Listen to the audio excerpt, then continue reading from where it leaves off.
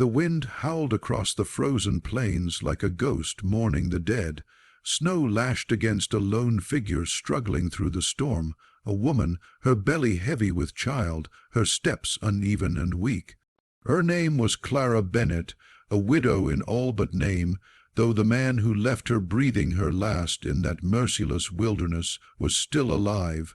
Her husband, Elias Bennett, once a cattle rancher of modest fortune, had turned cruel after their fortunes failed. He blamed Clara for every loss, every dying cow, every failed harvest, every sleepless night. When she told him she was expecting, instead of joy, his face twisted with disgust, another mouth to feed, he'd spat, "We can barely feed ourselves." 2 days later, under the cover of darkness, he drove their wagon deep into the wild plains near the Cheyenne territory. He told her they were heading to start over in Wyoming, but when they stopped to rest, he pushed her out of the wagon and left her there, with nothing but a tattered shawl and the echo of his horses fading into the night.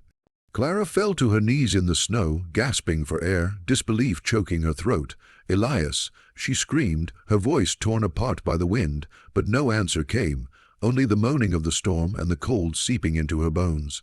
Hours passed. She stumbled forward, guided only by instinct and the faint hope of finding shelter.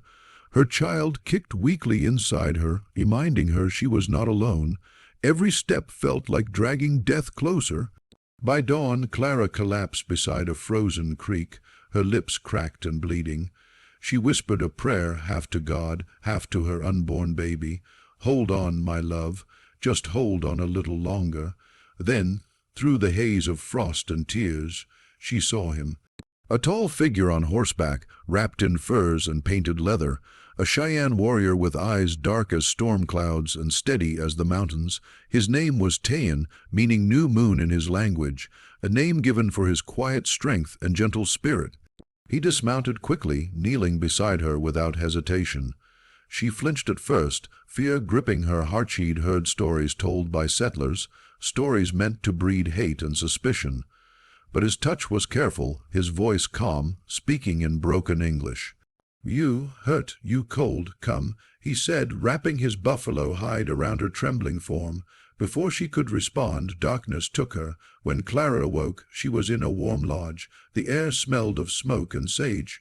A fire crackled nearby, and Cheyenne's grandmother, an elderly woman named Winona, sat beside her, grinding herbs.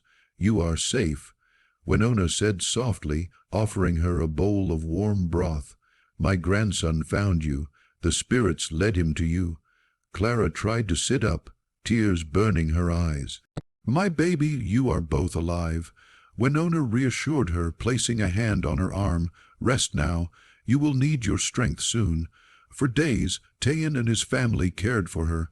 They gave her furs, food, and warmth. Cheyenne built a small cot from willow wood, saying it would bring luck to her unborn child.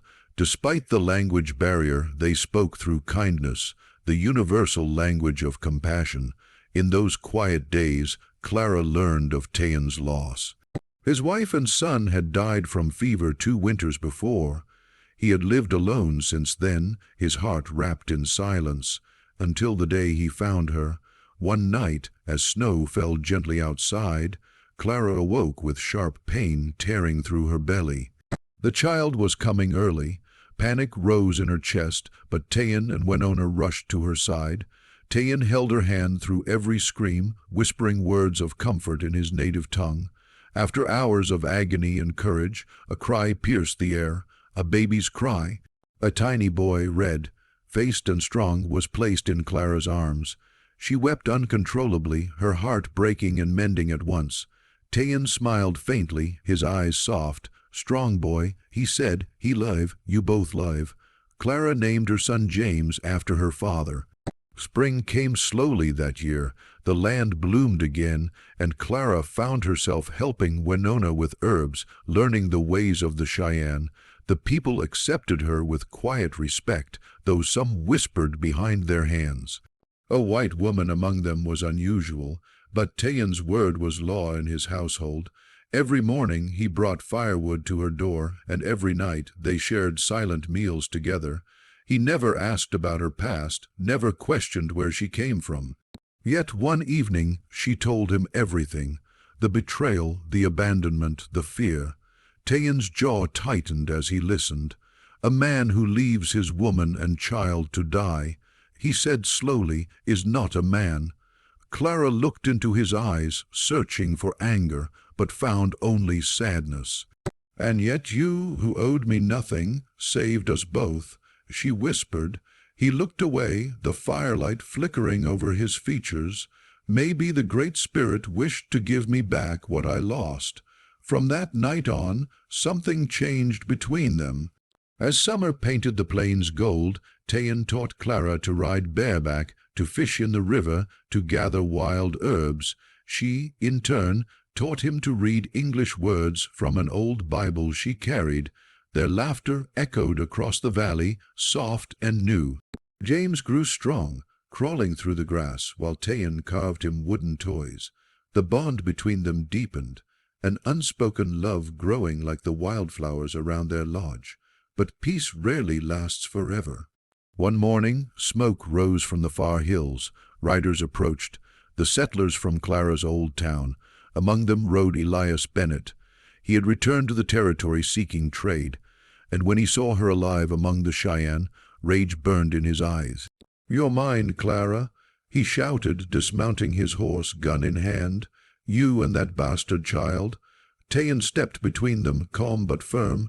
"You leave," he said. "She not yours." Elias sneered. "You think you can take what's mine, savage." He raised the pistol. Before Clara could scream, the shot rang out. But Cheyenne moved faster, slamming into Elias, knocking the gun aside. The two men struggled in the dirt, fury and hatred twisting the air. Elias drew a knife, slashing wildly, but Cheyenne caught his wrist and turned the blade. A moment later, Elias fell, the life leaving his eyes. Silence fell. Only the wind spoke. Clara knelt beside Cheyenne, tears streaming down her face. He took her trembling hand, his breath heavy. "He would have killed you," he said quietly. "I could not let that happen." She leaned into him, her heart pounding. "You didn't just save me, Cheyenne. You saved everything I have left." Years passed, and the story of the White Widow and the Cheyenne warrior became legend among both settlers and tribes. Clara stayed with Cheyenne, their love a quiet defiance of the world's cruelty. Their son, James, grew up strong and proud, half white, half Cheyenne, and wholly loved.